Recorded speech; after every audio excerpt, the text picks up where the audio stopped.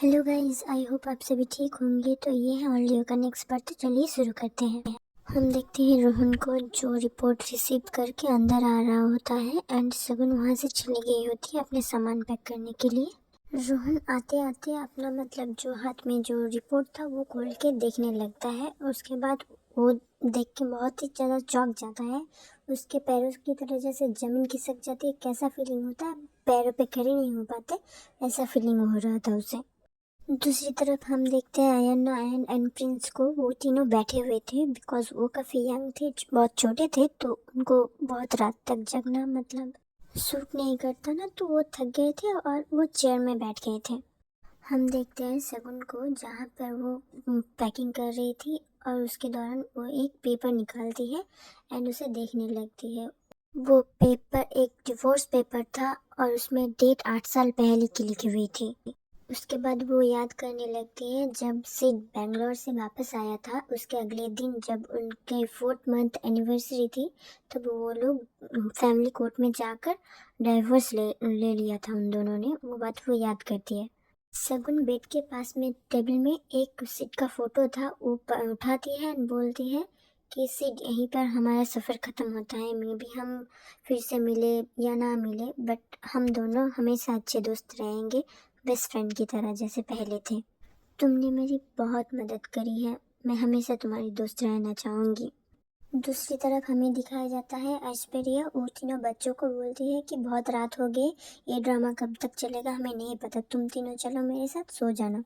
उसके बाद वो अनमोल से बात करती है एंड एक रूम का पूछ लेती है कि कहाँ पर गेस्ट रूम है। उसके बाद गेस्ट रूम में ले जाकर वो उन तीनों को सुला देती है। दूसरी तरफ हम देखते हैं कृष्णा को, जिसने सर पकड़ लिया था। इन सब जो कुछ भी इंसिडेंट हो रहा है उसको कुछ भी समझ में नहीं आ रहा होता है।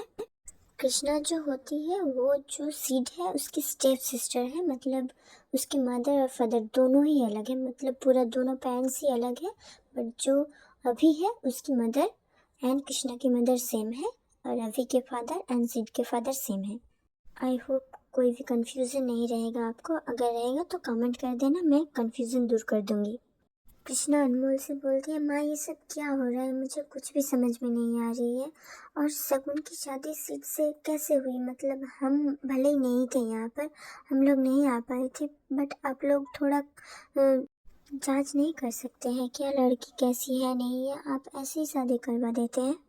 जो कुछ भी इंसिडेंट हुआ था ये सब होने के बाद सगुन के पेरेंट्स वहाँ से चले गए होते हैं एंड कृष्णा बोल रही होती है उनके पेरेंट्स जो है वो बहुत ही ज़्यादा लालची है, इसी वजह से हमने रोहन का रिश्ता उनसे तुड़वा दिया था बिकॉज उनको प्रॉपर्टी चाहिए थी बस।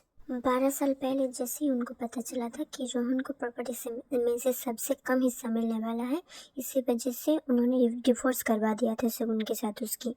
बाद में सगुन वापस आई थी और फिर से मर्जी मैरिज करने के लिए फोर्स कर रही थी रोहन को अपने बच्चे के नाम पर। तब रोहन ने कहा कि वो बच्चे का रिस्पॉन्सिबिलिटी ले लेगा बट सगुन के साथ कोई रिलेशन नहीं रखेगा बिकॉज डिवोर्स के 2 महीने बीत चुके थे एंड मामा जी और मामी जी ने उसकी शादी कहीं और फिक्स कर दी थी। अनमोल बोलती है कि रोहन की शादी आरू से होने वाली थी।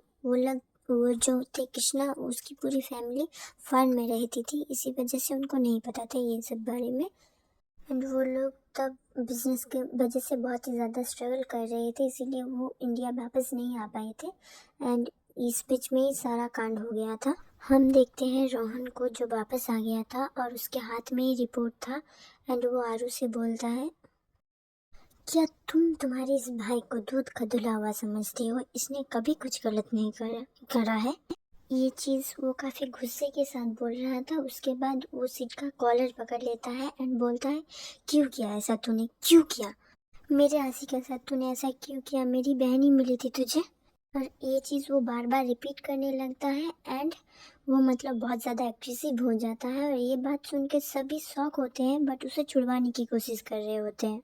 रोहन ने सिड के ऊपर हाथ भी उठा दिया होता है कई बार, इसको वो नहीं सहता एंड वो भी खुद को छुड़वाने की कोशिश कर रहा होता है एंड थोड़ी स्ट्रगल करने के बाद वो भी छुड़वा लेता है एंड पूछता है, कौन है आशी एंड मैंने क्या किया है, तुम मुझ पे ऐसे इल्ज़ाम क्यों लगा रहे हो।